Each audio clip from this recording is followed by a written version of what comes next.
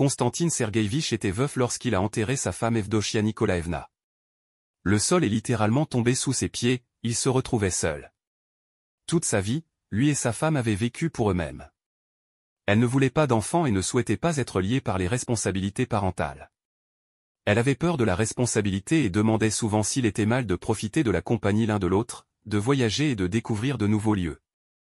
Ils étaient décontractés et visitaient différentes villes en s'immergeant complètement, ce qui signifiait louer un appartement et commencer à y vivre. Parfois, quelques mois suffisaient, mais plus souvent, ils restaient 6 mois. Dans quelques endroits, ils étaient même restés 2 ans. Pourraient-ils se permettre ce genre de mode de vie s'ils avaient eu des enfants? Bien sûr que non. Pourtant, quelque part après 35 ans, Constantine insista pour qu'il fasse un bilan de santé. Tous deux passèrent des tests, et elle le retrouva à la porte de la clinique en larmes, les mains tremblantes tenant un dossier. « Tu sais, Kostia, je veux te dire que tu peux être complètement libre. »« Je n'ai tout simplement pas le droit, dit-elle, presque en bégayant à travers ses sanglots. Que se passe-t-il? Kostia ne comprenait pas. « Je ne peux pas te donner d'enfant, murmura-t-elle et se détourna. « Laisse tomber, dit Constantine.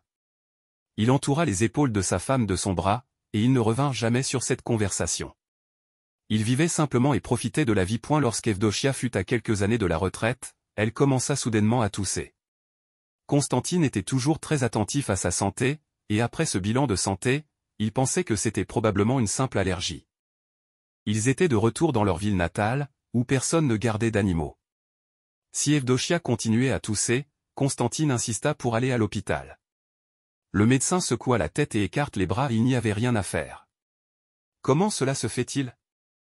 C'est juste une toux, Evdochia cligna des yeux d'incompréhension. 2 semaines plus tard, elle était partie. Sarcome, c'est toujours un verdict. Il l'avait attrapé trop tard, il s'était développé trop rapidement. Après les funérailles, Constantine se retrouva seul chez lui, ne sachant pas quoi faire ensuite, comment vivre. Il n'avait plus personne. Quel genre de voyage pouvait-il faire maintenant? À quoi en avait-il encore besoin? Il était beaucoup plus âgé, et il était déjà à la retraite. Maintenant, il ne restait que la retraite solitaire. Quelques jours plus tard, il parcourait les papiers et trouva soudainement le même dossier jaune que Evdochia tenait entre ses mains lorsqu'elle avait découvert qu'elle ne pouvait pas être mère. Il ne l'avait même pas regardé à l'intérieur.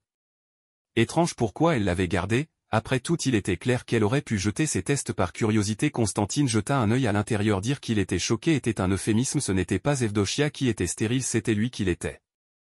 Au début, il ressentit une amère rançeur envers elle. Quelle menteuse, quelle comédienne. Comme elle avait bien joué le jeu et pleurait si naturellement. Puis vint la réalisation qu'Evdochia avait sacrifié toute sa vie, son droit à être mère, sur l'autel de son bonheur et de son bien-être conjugal. Si seulement elle lui avait parlé à l'époque, peut-être qu'ils auraient trouvé une autre solution. Après tout, ils auraient pu adopter ou essayer la fécondation artificielle.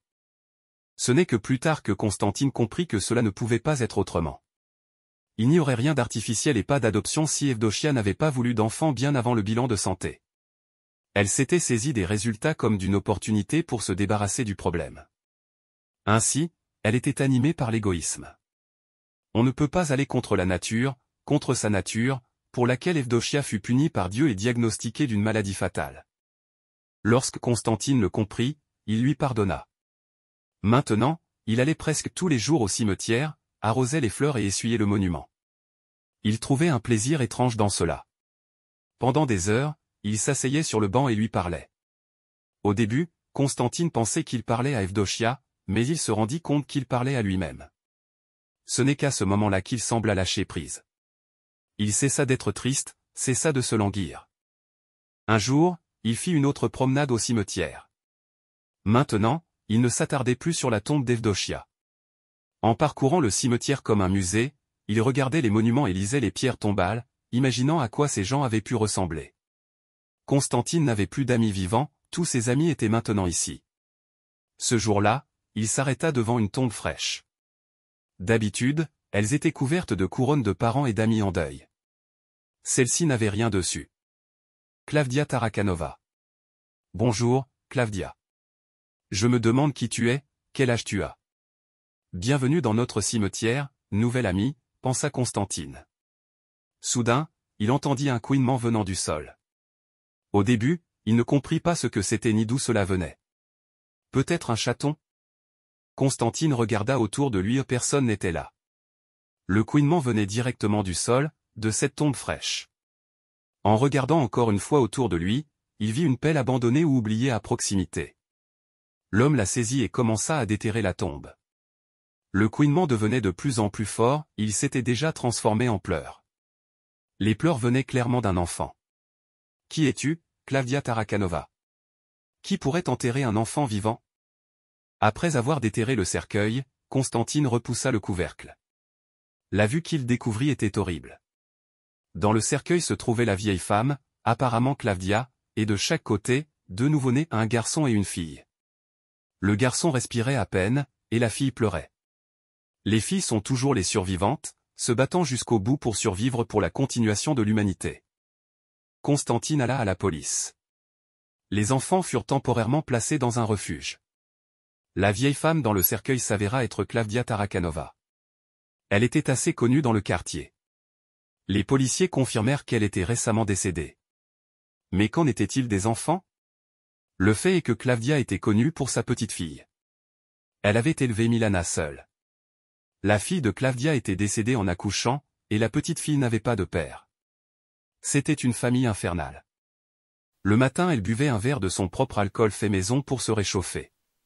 Comme Klavdia le disait elle-même, elle était fière de son noble nom de famille et était sûre qu'elle appartenait à la vieille famille des Tarakanov bien qu'elle se comportât comme sa fille, pas du tout noble. Sa fille est tombée enceinte, un accouchement difficile l'a emportée, et elle a laissé un bébé.